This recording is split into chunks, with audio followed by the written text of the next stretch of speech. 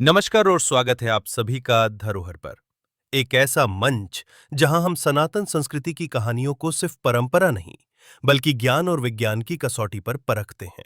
अक्सर हमारे मन में ये सवाल आता है कि हमारी संस्कृति और धर्म केवल कुछ रीति रिवाज या अंधविश्वास तो नहीं, लेकिन जब हम गहराई से देखते हैं तो पाते हैं कि इनके पीछे छिपा है वैज्ञानिक तर्क, गहरा ज्ञान और जीवन को समझने का एक अद्भुत नजरिया।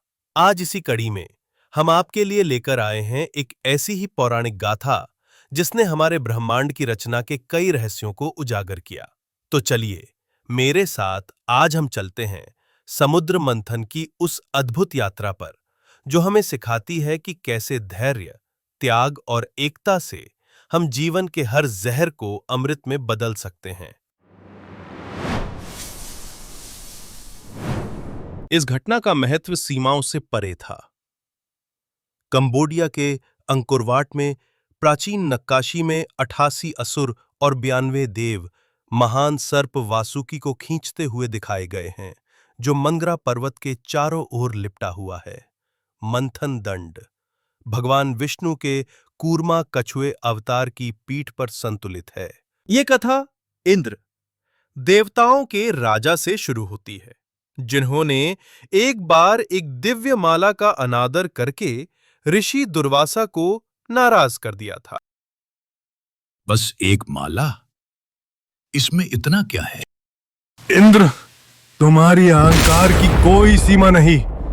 इस अनादर के लिए मैं तुम्हें और सभी देवों को अपनी शक्ति, सौभाग्य और ऊर्जा खोने का श्राप देता हूं। क्रोधित होकर ऋषि ने इंद्र और देवों को अपनी शक्ति, सौभाग्य और ऊर्जा खोने का श्राप दे दिया। अपनी शक्ति कम होने के कारण देव असुरों से अपनी लड़ाई हारने लगे। समाधान की तलाश में देवों ने भगवान विष्णु का रूप किया। अपनी खोई हुई शक्ति पुनः प्राप्त करने के लिए आपको ब्रह्मांडीय सागर का मंथन करना चाहिए और अमरता का अमृत प्राप्त करना चाहिए। लेकिन यह कार्य अकेले आपके लिए बहुत बड़ा है।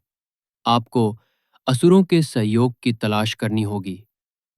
खजानों को साझा करने के लिए सहमत हो जाओ, लेकिन याद रखना, अमृत तुम्हारे लिए ही है। उन्होंने उन्हें अमृत प्राप्त करने के लिए समुद्र मंथन करने की सलाह दी, लेकिन ये जानते हुए कि वे अकेले ये नहीं कर सकते, उन्होंने सहयोग के लिए असुरों से संपर्क किया। एक समझौता किया गया, लेकिन एक छिपी हुई योजना के साथ अमृत अंततः देवों को ही मिलेगा। प्रक्रिया शुरू हुई। मंदरा पर्वत को मंथन दंड के रूप में चुना गया और सर्पराज वासुकी रस्सी बन गए, लेकिन पर्वत डूबने लगा। इसे स्थिर करने के लिए भगवान विष्णु ने कूर्मा कछुए के रूप में अवतार लिया, अपनी पीठ को आधार के रूप में प्रस्तुत किया। महान मंथन शुरू हुआ। सबसे पहले हलाहल निकला, एक घातक जहर जिसने सारी सृष्टि को खतरे में डाल दिया। भयभीत होकर देवताओं ने भगवान शिव का रुख किया। सर्वोच्च करुणा के कार्य में उन्होंने जहर पी लिया और उसे अपने गले में धारण कर लिया, जिससे उनका गला नीला हो गया। उन्हें नीलकंठ का नाम मिला। फिर दिव्य खजानों की एक श्रृंखला निकली। कामधेनु, इच्छा पूरी करने वाली गाय, ऋषियों को सौंपी गई।